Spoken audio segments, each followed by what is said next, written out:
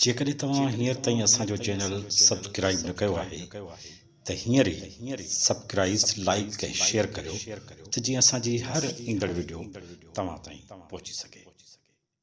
हाणे तव्हां काफ़ी असांखे ॻाल्हियूं ॿुधायूं, असांजे नाज़रीन खे ॻाल्हियूं ॿुधायूं, तव्हांजे ख़्याल में त छा तस्वर आहे इनकलाब अचण खां पोइ, तब्दीली अचण खां पोइ हिन वक़्तु जेका औरत जेका तव्हां ॾिसो था, औरत सां जेके मसइला आहिनि ऐं तब्दीली खां पोइ जंहिं मंज़िल जे लाइ तव्हां हिन जाकोड़ कयो था उहा मंज़िल तव्हांखे मिली वेंदी, त तव्हांजे ज़हन में कहिड़े क़िस्म जो नक्शो आहे, औरत कीअं हूंदी? तमामु दिलचस्प सुवाल आहे। उन जो जवाबु इहो आहे त हर इंसान जे अंदरि सलाहियतूं मौजूदु हूंदियूं आहिनि, पोइ चाहे उहो मर्द हुजे, औरत हुजे, नंढो हुजे या वॾो हुजे। जेकॾहिं तव्हां चवंदव त तोखां ही कमु नथो थिए त वाक़ई अॻे माण्हू खां उहो कमु न थी सघंदो या हू के ॿिए पासे हलियो वेंदो। पर जेकॾहिं तव्हां चओ त हा तूं इहो कमु करे सघें थो या सघें थी, तोखां इहो कमु थींदो, त हुन में रूहानी जज़्बो पैदा थींदो आहे। उन न सुस्तीअ वारे कम में बि हू चुस्ती पैदा करे वठंदो आहे।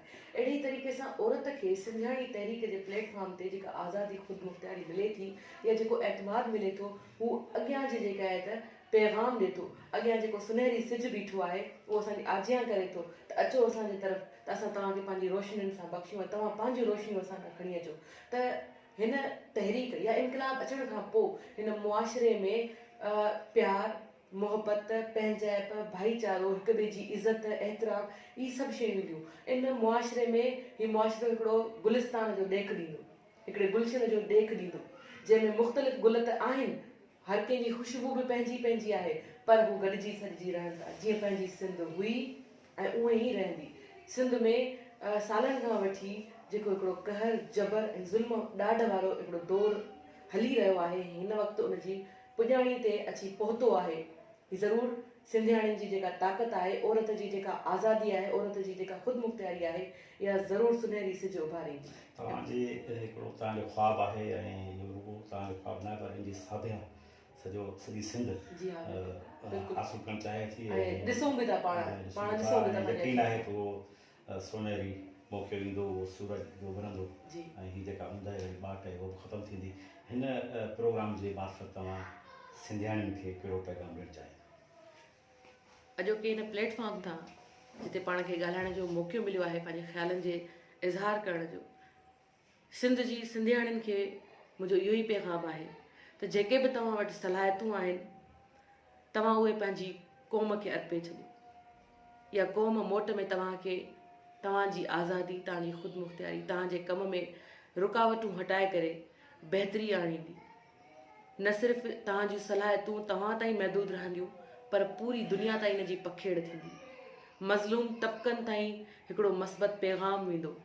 दुनिया तव्हांजे सुठनि अमलनि मां सिखंदी ऐं तव्हांजे ई नक्शे क़दम ते हलण खे पंहिंजो अवलीन फ़र्ज़ु सम्झंदी।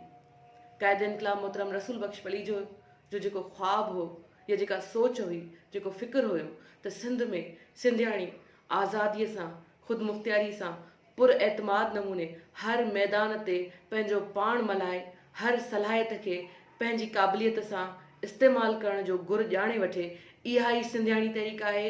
इन में ई सिंध जी फतह आहे। इहा ई नई सिंध आहे, इहा ई सुनहरी सिंध आहे, जेका न सिर्फ़ु सिंध, पाकिस्तान, पर पूरे मुल्क ताईं, पूरी दुनिया ताईं पंहिंजो पैगाम पहुचाए थी, पंहिंजी ख़ुशबू पहुचाए थी, मज़लूम, निबल, कमज़ोर ऐं हीणनि माण्हुनि में ताक़त पैदा करे थी, ऐं लतीफ़ जी सुरमिन जो किरदार बि ईअं ई आहे।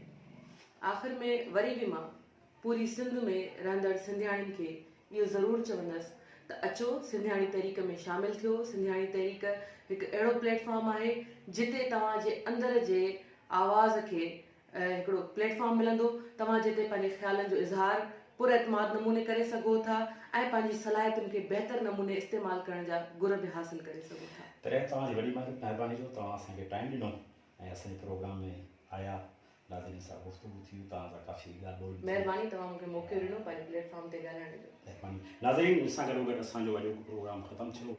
वरी ईंदड़ हफ़्ते कंहिं नए महिमान सां अची हाज़िर थींदासीं तव्हांजी ख़िदमत में। तेसीं ताईं असांखे इजाज़त। अल्लाह।